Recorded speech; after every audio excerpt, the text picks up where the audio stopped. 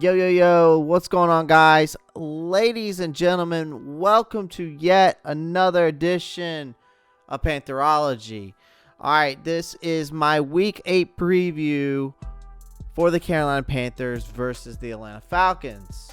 Before we get into today's topic, go ahead and pound that like button, pound the subscribe button, comment down below if you haven't, and click that notification bell so you know when the new videos come out. Alright, so let's dive into this bad boy. So as we all know, the Carolina Panthers will host the Atlanta Falcons tomorrow night. It's the only game on the Carolina schedule slated for a national primetime audience. Matt Rule's Panthers will be under the lights for the first time. Now, Carolina is 3-8 all-time on Thursdays, including last year's Week 2 loss to the Tampa Bay Buccaneers that ended up being quarterback Cam Newton's last game as a Panther.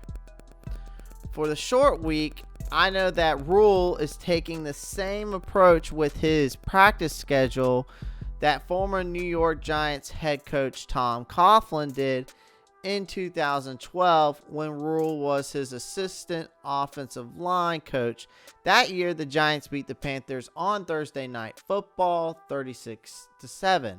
I got some quotes from Matt Rule that I'd like to share with you. So quotes from Matt Rule here. I'm using our exact Thursday night game schedule from when I was at the Giants when we actually came down and played the Panthers on a Thursday night here in Bank of America Stadium. Rule said, I like the schedule. I remember leaving the game saying this was probably our best game that year. So I just kind of took that same approach. So those are some quotes from Matt Rule. Now, this Thursday night game happens to fall just before the halfway point in the Panthers season with a chance to go 500 at 4-4 with a win and then get a couple extra days to prepare to visit the Kansas City Chiefs in Week 9. For me, this season has gone better than predicted, especially with all-pro running back Christian McCaffrey missing 5 games thus far with a high ankle sprain and the Panthers going 3-2 in his absence. As we all are aware, CMC has a chance to return for Thursday's game, but it would be a return from injury on a wet field with just one full day of practice in the books. I just don't see him returning that quick, especially in these conditions. We know the Panthers have already beat the Falcons 23-16 in Week 5, which was followed by the firing of Falcons head coach Dan Quinn and general manager Thomas Dimitroff later that night. Both teams enter Week 8 hoping to bounce back from close losses Sunday. Carolina is looking to defeat Atlanta, who is 1-6, twice in one season for the first time since 2013. So let's break down the matchup. So let's talk about first when the Panthers have the ball. Now, last time when Carolina had the ball, Teddy Bridgewater had an impressive performance, completing 27 of 36 passes for 313 yards, 2 touchdowns, and 0 turnovers or sacks.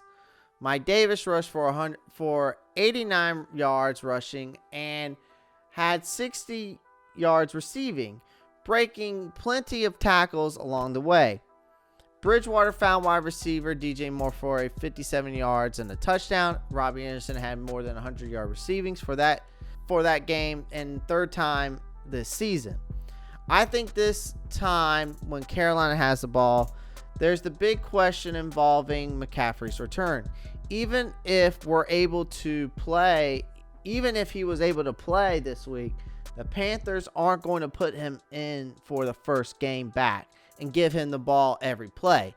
Davis will still be part of this offense, as Rule said this week. The Panthers offense only scored 3 points in the second half of the win over the Falcons this season. Against the New Orleans Saints last week, they only punt of the game came from Carolina's first possession of the second half. I think being able to come out of halftime effectively has to be a priority.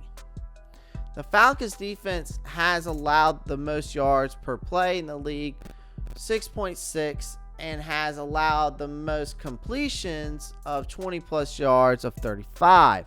Bridgewater's coming off a season high of 82 completion percentage against the Saints, and the offense looked much improved against the New Orleans Saints compared with the previous week's loss to the Chicago Bears. The late game sack that forced a 65-yard field goal for Joey Sly attempt shows that this offense is still going through some growing pains, and the lack of consistency to get tight ends involved continues to be an issue for me. But with or without McCaffrey, a game against this Falcons defense that gives up an average of 425.9 yards per game, the second most, will be an opportunity to continue improving. Now, when the Falcons have the ball, the last time the Falcons had the ball against the Panthers, the run defense had a season worst performance in Atlanta, giving up 166 yards on the ground. Running back Todd Gurley had 121 yards on 14 carries and a rushing touchdown. Lucky for us, safety Justin Burris had an interception in the end zone, but he is on injury reserve with a rib injury. Wide receiver Calvin Ridley also caught 8 passes for 136 yards. So this is what I think the Falcons will do this time when they have the ball. I know Julio Jones is playing, which makes a difference. Jones missed the first meeting with a hamstring injury, but he is expected to play Thursday night. The Panthers secondary is hurting with undrafted rookie Sam Franklin starting in place of Burris, and cornerback Rasul Douglas still on the reserve COVID-19 list. Cornerback Eli Apple was released Tuesday, and Dante Jackson and rookie Troy Pride will get the starts at corner with nickel Corn Elder. The Falcons' offense has had its moments. The team is tied for third in the NFL in first downs made with 167 and averaged the third most net passing yards per game, 295.6. On a short week like this, I think the priority for the Panthers is improving their play.